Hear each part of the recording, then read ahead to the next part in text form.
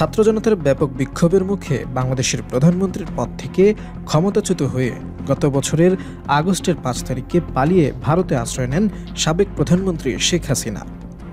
এরপর থেকেই ঢাকা ও দিল্লির মধ্যকার সম্পর্কে শুরু হয় টানাপোড়েন। উভয় দেশের মধ্যে সীমান্তে উত্তেজনাও চলছে।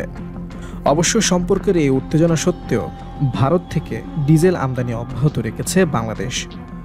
সম্প্রতি অনুমোদিত এক সিদ্ধান্তের আলোকে শিগগিরই ভারত থেকে ১,৩০,০০০ মেট্রিক টন ডিজেল আমদানি করবে বাংলাদেশ। মঙ্গলবার এক প্রতিবেদনে এই তথ্য জানিয়েছে ভারতীয় সংবাদ মাধ্যম টাইমস অফ ইন্ডিয়া। সংবাদ মাধ্যমটি বলছে, সীমান্ত ইস্যুতে ভারত ও বাংলাদেশের উত্তেজনার মাঝেই ভারতের নুমালীগড় রিফাইনারি লিমিটেড NRL থেকে ১,৩০,০০০ মেট্রিক টন ডিজেল আমদানির সিদ্ধান্ত নিয়েছে বাংলাদেশ পেট্রোলিয়াম কর্পোরেশন BPC। গত রোববার বিপিসির পরিচালনা পর্ষদের সভায় এ বিষয়ে একটি সিদ্ধান্ত অনুমোদন করা হয়েছে। বিপিসির কয়েকটি সূত্র বলেছে, এই ডিজেল চলতি বছরের জানুয়ারি থেকে ডিসেম্বরের মধ্যে আমদানি করা হবে।